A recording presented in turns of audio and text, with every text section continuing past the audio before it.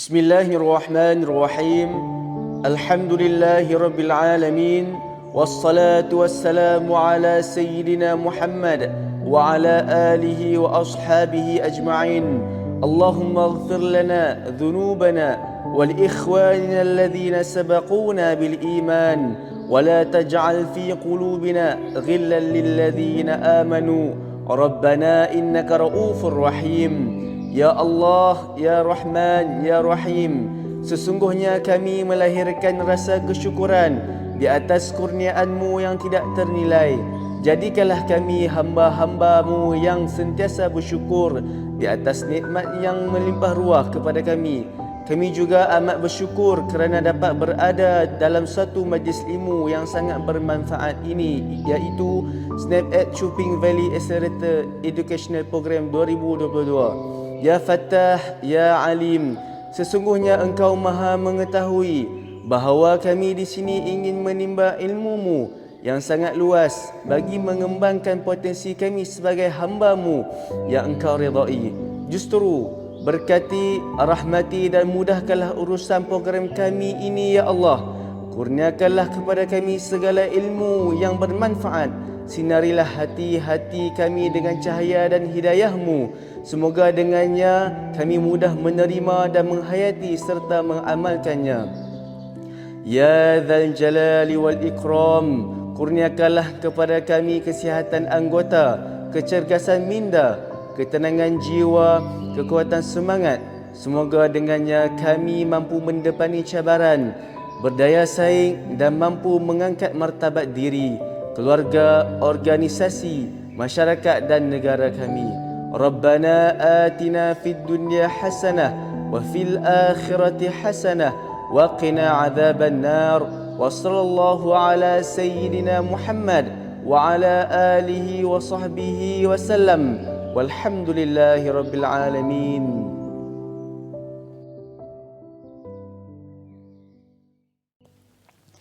Pembentangan diteruskan dengan menjemput Cikgu Muhammad Nur Hazli bin Muhammad Hanif dari SAMT Sultan Salahuddin Abdul Aziz Shah Selangor dengan tajuk pembentangan Magnetic Teaching Material MTM 2.0 Science Teaching for Visual Learners dalam kategori inovasi.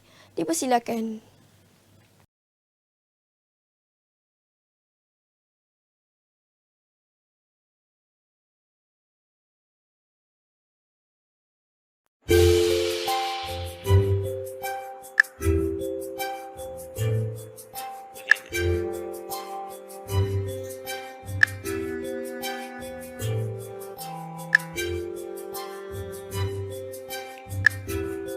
Assalamualaikum warahmatullahi wabarakatuh.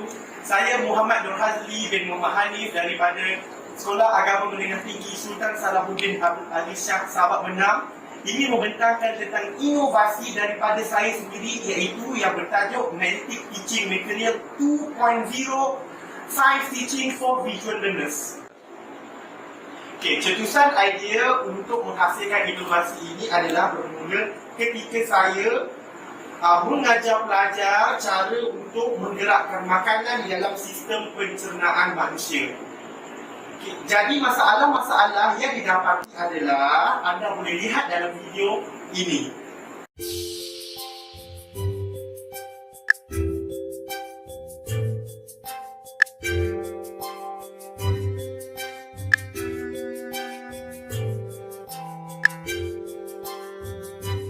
Antara masalah yang dilihat dalam video tadi adalah baju bersifat sangat lembek dan tidak estetik.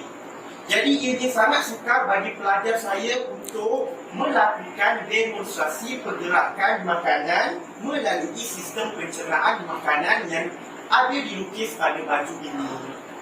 Untuk melakukan demonstrasi ataupun dalam aktiviti kolaboratif dan kooperatif antara pelajar di dalam kumpulan, setiap pelajar perlu untuk memegang setiap penjuru baju ini supaya ia menjadi sangat regam dan tegang.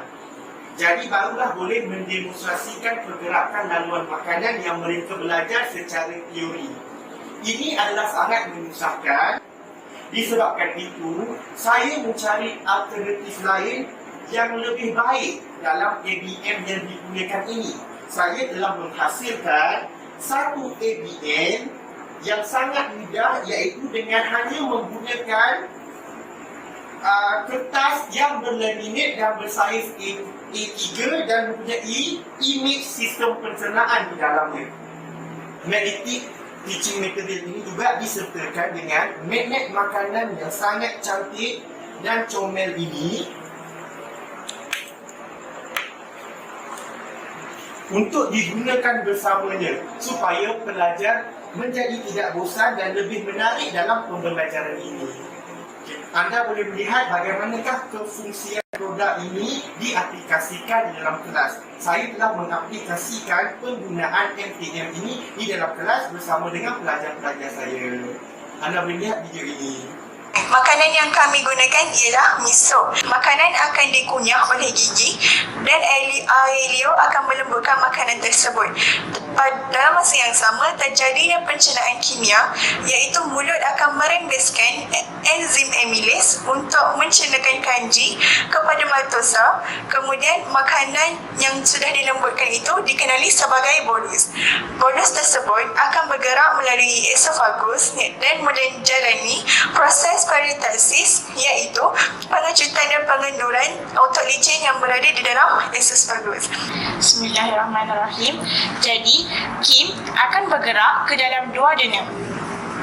Di dalam duodenum, hati akan merembeskan jus hempedu yang akan mengemulsikan lemak kepada tirisan kecil. Hasil cernaan terakhir iaitu asid lemak, asid amino, gliserol dan juga glukosa akan diserap oleh sel-sel badan untuk kegunaan badan. Bahan tidak tercerna kemudiannya akan bergerak ke dalam usus besar. Di dalam usus besar akan berlakunya proses penyerapan semula air, vitamin dan mineral.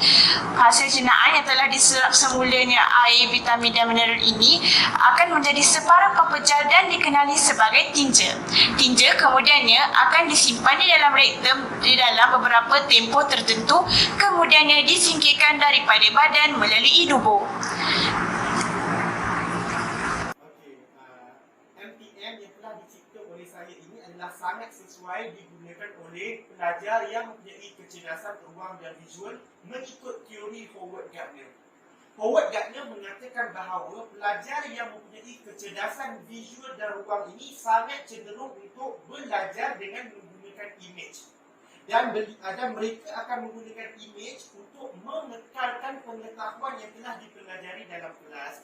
Jadi dengan adanya image dan struktur-struktur yang ada pada MTM ini membolehkan mereka berfikir dan dapat mengekalkan ilmu-ilmu yang mereka belajar dalam kelas dengan hanya sekadar melihat image-image yang tertera di sini.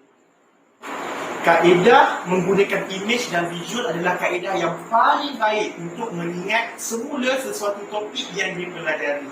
Dalam kes saya, ia akan sangat membantu pelajar untuk mengingat semula proses-proses dan pergerakan-pergerakan makanan untuk melalui sistem pencernaan. MTM ini sangat sesuai digunakan untuk mendemonstrasikan laluan makanan di dalam sistem pencernaan dan bagaimanakah caranya diaplikasikan dalam kelas. Ia boleh digunakan secara pembelajaran kendiri, secara sehala dan dua hala. Secara sehala adalah daripada pelajar kepada pelajar di dalam kumpulan. Secara dua hala adalah di antara pelajar dan guru kepada pelajar. Dan juga boleh juga dibentangkan di hadapan kepada pelajar-pelajar semua untuk belajar dengan lebih baik. Contohnya seperti yang dijalankan di dalam kelas. Anda boleh melihat bagaimanakah saya mengaplikasikan ABM ini di dalam kelas saya.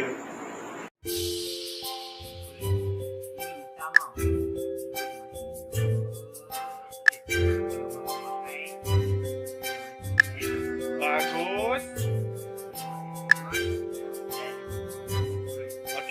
Turut. Okey, yang saluran kecil tu lepas turut. Penting enzim yang terlibat.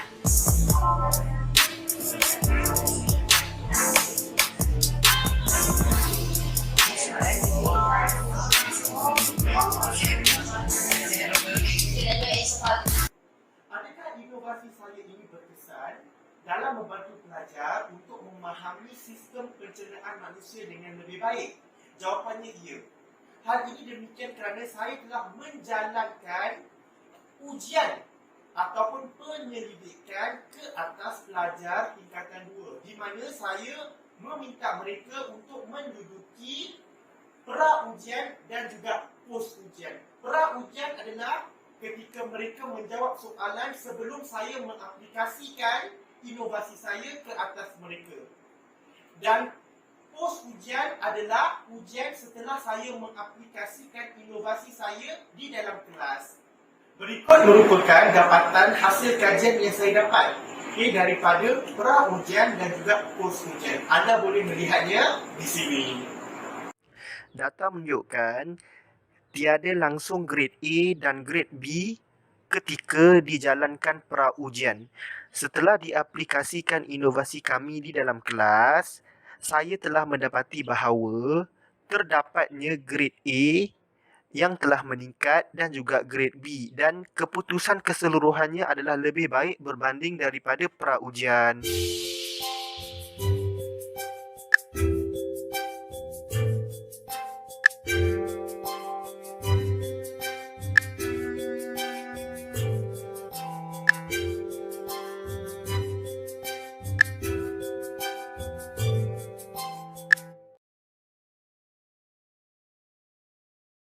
Daripada penambahbaikan kepada ABM baju ini, di sini kami menambahbaikkan lagi untuk menghasilkan MPM 2.0 yang lebih besar.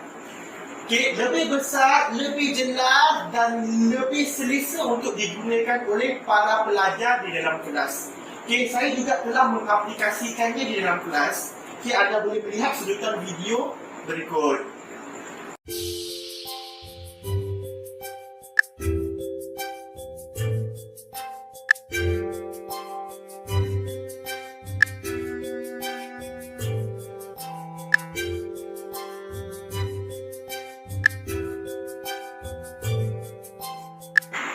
Kesimpulannya, kenapa kami lebih memilih menggunakan MPM 2.0 dan juga laminate ini adalah kerana ia lebih mudah, murah dan lebih selesa digunakan, dan dia sangat membantu pelajar untuk memahami topik ini dengan lebih baik berbanding menggunakan baju yang agak menyusahkan.